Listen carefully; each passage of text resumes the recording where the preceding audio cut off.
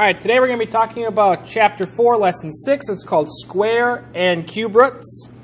So first of all, let's talk about what square roots are. A square root, excuse me.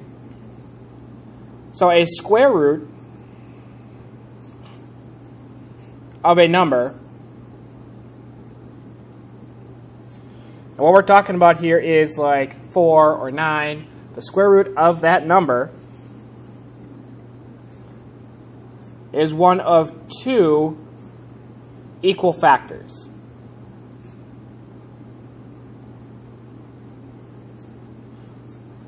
So what I mean by that is the square root of 4 would be 2 because it takes two 2's to get 4.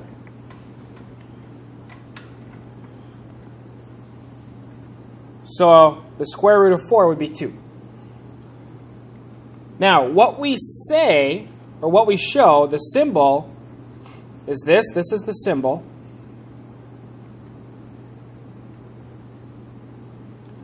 And there's many different ways that we can actually see this. So this is called a radical sign. And for example, let's just say I have, well, let's just use 4. So when I do this,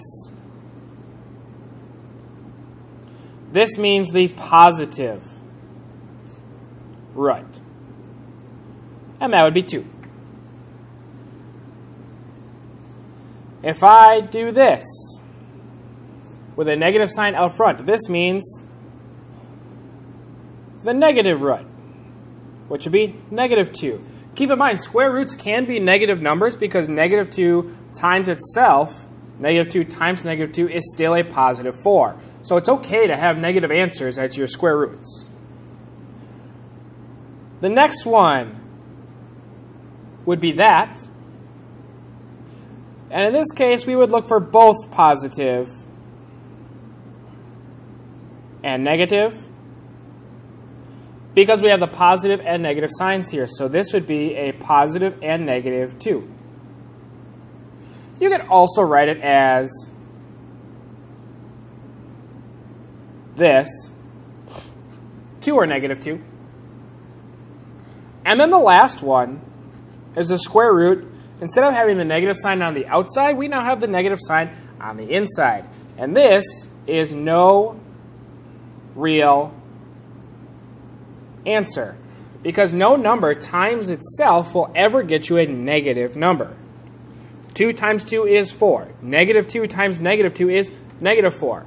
Yeah, negative 2 and positive 2 multiplied together get a negative 4, but those aren't the same numbers. Square roots have to be equal factors. So whenever you see a negative sign in a radical, it's going to be no real answer, at least when it comes to square roots. So example 1, find the square root of each. So this means the square root of 64. That's 8, because 8 times 8 is 64. I will be providing you guys a resource page to use while doing this lesson. But again, it cannot be used on your final. Letter B, we're looking for the negative square root of 121, which would be negative 11. Letter C, we're looking for the positive and negative root of 256. 256 here, positive and negative, and that would be a positive and negative 16. And then letter D, we're looking for the square root of negative 9. You cannot find the square root of a negative number, so that is no real answer. This word right here is very important because there is an answer, but it's complex. You guys will learn about that in the future, but complex numbers can work to find the square root of a negative number. But those are not real numbers. Example 2, now we're going to be estimating the square root. So there's a couple different ways. I'm going to show you the way that I really like. And that's by creating a number line. Now, 22 is not a perfect square. If you look at your resource page, we have 1, 4, 9, 16, 25. 22 falls in between 16 and 25, but it's not a perfect square. But I'm going to use that information to help me solve this. So I'm going to say the square root of 16, which happens to be 4, and the square root of 25, which happens to be 5. Square root of 22 falls somewhere between here.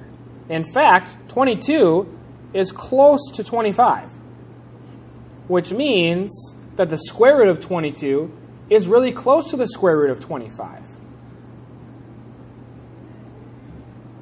So because the square root of 22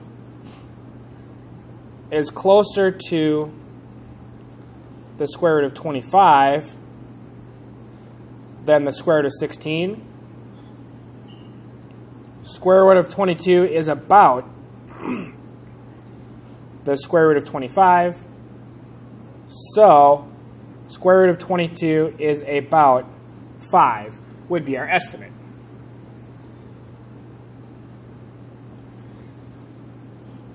Letter B. Excuse me, letter B. This one here is not on your resource page, but it's something you can very easily find. So B, we're looking for the negative root, but we're still going to create a number line. So if I start utilizing my information here, 319, I can use my resource page to try to find out which two numbers this falls between. So I know that 15 squared is 225. And this is not 225. It's not really even close. So if I start using 16 times 16 now, so 16 squared, we're getting closer, but we still have a ways to go. 17 times 17 is 289. 18 times 18 is 324. So all of a sudden, now we're in between the two numbers. So we're looking for 17 and 18. So 17 squared was 289. So that'd be the square root of 289. And the square root of 18, or 18 is the square root of 324. 319 is super close to the square root of 324. So for the same reasoning, because square root of 319 is closer to the square root of 324 than it is to the square root of 289, we would say that the square root of 319, negative square root,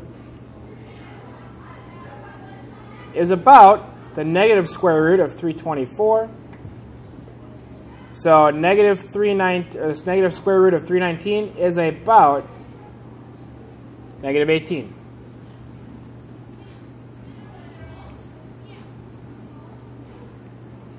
And example 3, last thing when it comes to square roots that we're going to talk about today. So it says the tallest building in Wisconsin is the U.S. Bank building, or U.S. Bank Tower in Milwaukee at a height of 600 feet. Use the formula D equals 1.22 times the square root of h, which h represents the height, to determine how far you could see on a clear day.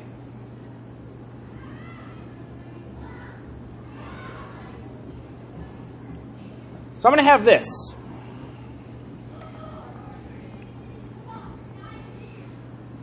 The reason why is because h is being represented by 600, because that's the height of the building.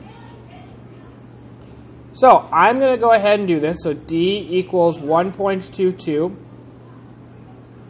Square root of 600 is not a perfect square, but it's close. So what I'm going to do is I'm going to round the information. I'm going to say 24.5. It actually comes out to be 24.49. So that's pretty close. I'm now going to multiply it by 1.22.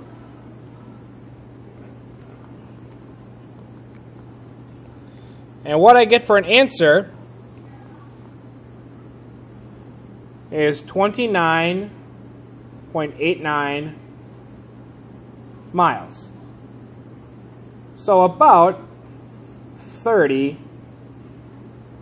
miles. So again, the square root of 600 was about 24.5. If I multiply 24.5 times 1.22, I get 29.89, which means you'd be about able to see 30 miles from the top of the building on a clear day.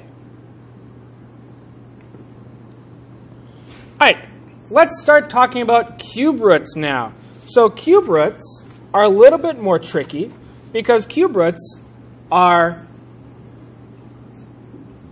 one of three equal factors. So a cube root of a number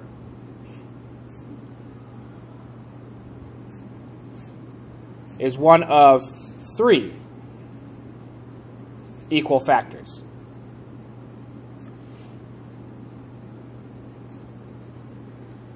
And in this case, it's a little bit interesting because you can actually find the cube root of a negative number. So if we take what we see, this is the symbol. This is the symbol. So if I take the cube root of a positive number, my answer will be positive. Because it takes three numbers to get to a positive number. If I take the cube root of 0, that'll just equal 0.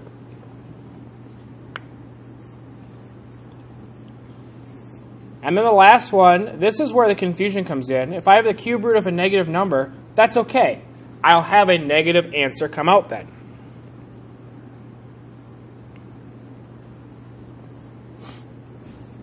So let's use some examples here. So it says find each cube root.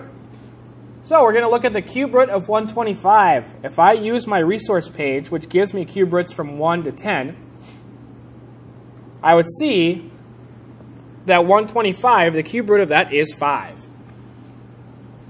And it's a positive number because the cube root of a positive number is positive. Letter B, I'm taking the cube root of a negative number, so automatically my number is going to be negative. Now, your paper goes up to 1,000, which is 10 to the third power. So it's not going to get you this number. But we can still do it. So 11 times 11 times 11, or 11 cubed, would be 1331. Still not there. 12 cubed is 12 times 12 times 12, which is 1,728. So that's still, we're not there. But we're getting closer.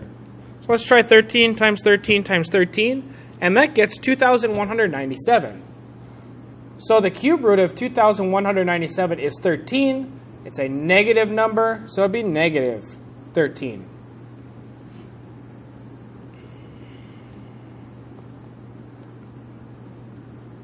And then last question, example 5. Again, same process as what we did in example 2 on the front side where we estimated each square root. I'm going to use now a number line to find the estimate of the cube root of 47. So if I look at my sheet, I will notice that 3 times 3 times 3 is 27, and 4 times 4 times 4 is 64. 47 fits in between those two numbers.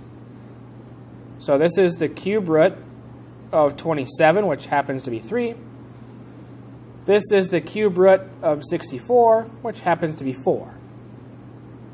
Now 47 really isn't close to either of those numbers. It's kind of right in the middle. So now we need to figure out which number it's closest to. So what I'm going to do is I'm going to find how far is 47 away from 27. Well, that's 20. And 64 from 47 is only 17. So it's slightly closer to 64 than it is to 27, which means that the cube root of 47 is about 4. In fact, the cube root of 47 is probably closer to 3.5. But because it says to do it to the nearest integer, we would say that the cube root of 47 is about 4. And again, the reason why is because 47 is closer to 64 than it is to 27. So it's about 4. But again, cube root of 47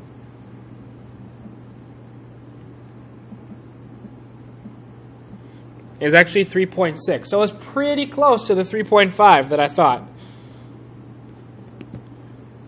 But that's the end of this lesson. So if you have any questions, please let me know.